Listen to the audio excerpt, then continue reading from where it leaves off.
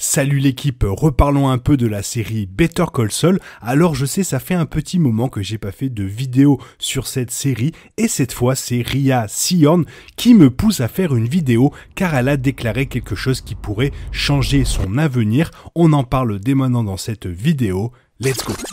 Petit message avant de commencer réellement cette vidéo, on est plus de 1200 sur la chaîne. Merci énormément à tous ceux qui se sont abonnés.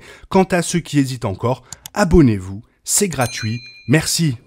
Rhea Seehorn a-t-elle spoilé le destin tragique de son personnage Kim Wexler dans la deuxième partie de la 6e saison de Better Call Saul? Jimmy McGill de Bob Odenkirk est le personnage central de la série préquelle et dérivé de Breaking Bad lors de ses débuts en 2015. Mais en 6 saisons, le personnage de Kim Wexler est devenu un personnage tout aussi central que McGill dans le drame de la série et peut-être même le personnage le plus aimé des fans à ce jour. Alors pour revenir sur Kim Wexler qui a commencé Better Call Saul en tant qu'intérêt amoureux de McGill, puis petit à petit elle s'est ensuite légèrement impliquée dans ses plans louches. Mais non seulement Wexler est devenue de plus en plus impliquée dans les plans de Jimmy, mais elle est finalement devenue sa complice à plein temps, puis même la tête pensante du duo et bien sûr sa femme. Le moment qui a fait basculer Kim, ou du moins qui a changé la vision qu'on avait d'elle, est survenu dans la saison 5 avec la scène des pistolets à doigts. Une scène qui impliquait que Kim possédait beaucoup plus d'obscurité que les fans ne l'avaient peut-être réalisé. Et surtout, scène qu'il a vu passer du côté clair au côté beaucoup plus sombre, puis on apprendra plus tard dans la saison 6 qu'elle est depuis son plus jeune âge dans ce côté sombre, grâce ou à cause de sa mère. Tout dépend comment vous le voyez.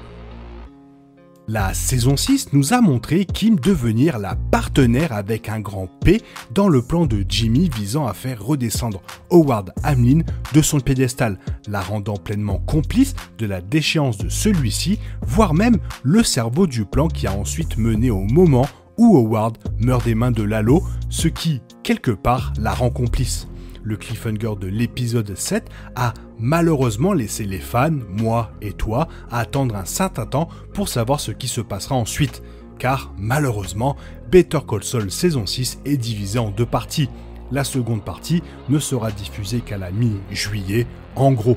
En attendant, Seehorn, alors qu'elle était en interview, nous a peut-être spoilé ce qui pourrait arriver à son personnage dans la seconde partie de la saison 6.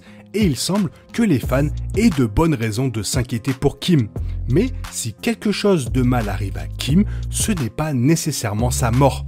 S'adressant à Variety, Seehorn a déclaré « La mort n'est pas la seule fin tragique ».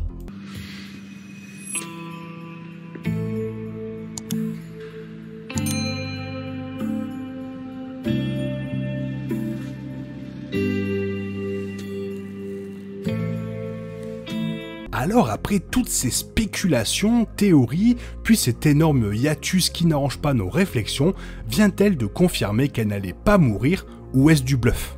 La plus grande preuve est l'absence totale de Kim de Breaking Bad qui a lieu après les événements de Better Call Saul. Alors bien sûr, il se pourrait que Kim se soit brouillée avec Jimmy et ait quitté Albuquerque avant les événements de Breaking Bad.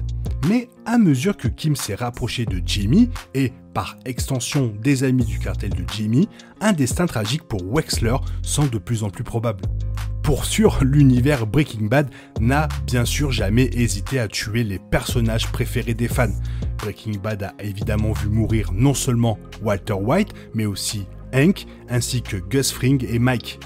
Bon, pour le moment, le nombre de morts a été inférieur dans Better Call Saul, mais les choses s'accélèrent alors que la saison 6 a maintenant vu Nacho et Howard rencontrer un destin tragique.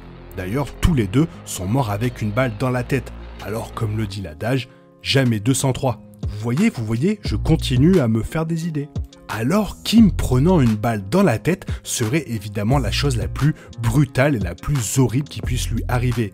Et cela semble certainement possible étant donné le désir apparent de Lalo de régler les problèmes alors qu'il cherche à se venger de Gus.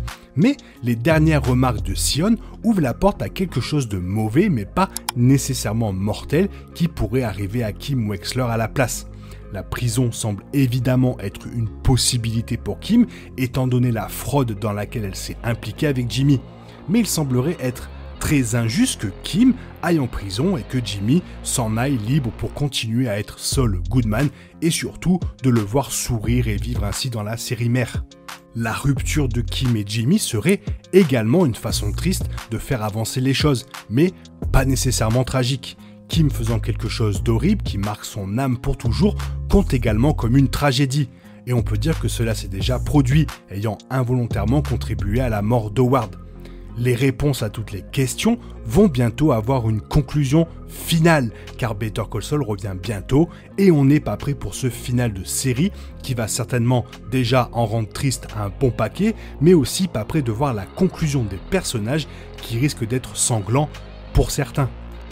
Alors maintenant, la question est, est-ce que toi, tu penses que cette déclaration de Rhea Seehorn, c'est vrai ou est-ce que c'est du bluff? Est-ce que tu crois qu'elle essaye de brouiller les pistes pour quelque chose de plus tragique pour elle, ou elle dit vraiment la vérité et alors du coup, elle ne va pas mourir, mais quelque chose d'autre risque de lui arriver? Fais-le moi savoir dans les commentaires, même si je sais que de toute façon, vous allez me dire quelque chose dans les commentaires. Je le sais, et d'ailleurs, je vous en remercie énormément. Sinon, j'espère que la vidéo t'a plu. Si elle t'a plu, n'hésite pas à la liker, à t'abonner, la commenter, la partager, car ça m'aide à la référencer sur YouTube. Merci énormément.